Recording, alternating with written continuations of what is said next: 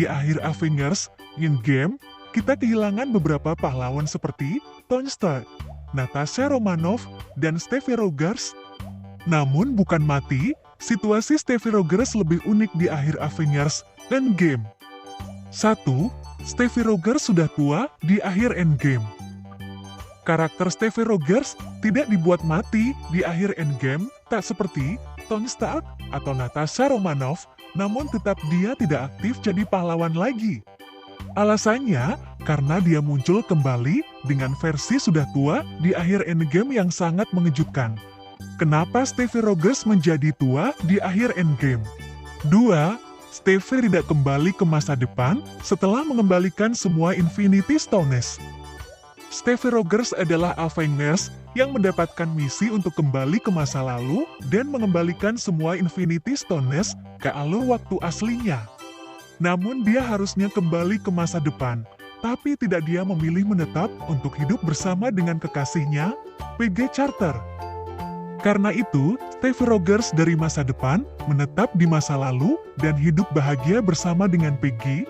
Karena itu di tahun 2023 kejadian Endgame, dia sudah tua. 3. Untuk pertama kalinya, Steve Rogers melakukan tindakan egois demi dirinya sendiri. Seperti yang kita tahu, Steve Rogers adalah orang yang heroik dan siap mati demi kepentingan orang banyak. Menurut Rusuh Bersaudara, tindakan Steve Rogers untuk menetap di masa lalu adalah momen pertama dan terakhir dia egois dan memilih kebahagiaannya sendiri. Dia terinspirasi dari Tony Stark.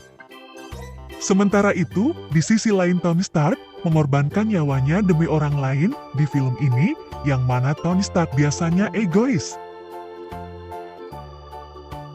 4. Menurut sutradara Loki, yang dilakukan Steve Rogers tak dianggap Nexus Event. TV adalah organisasi di Loki yang menangkap kejadian berkaitan dengan multiverse yang dinamakan Nexus Event.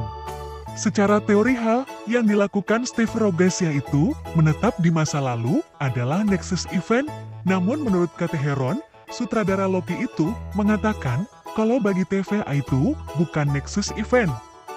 Jadi Steve Rogers aman dari sergapan TVA, tak seperti Loki di serial itu. Nah jadi itu alasan kenapa Steve Rogers menua di akhir Endgame. Gimana menurut kamu?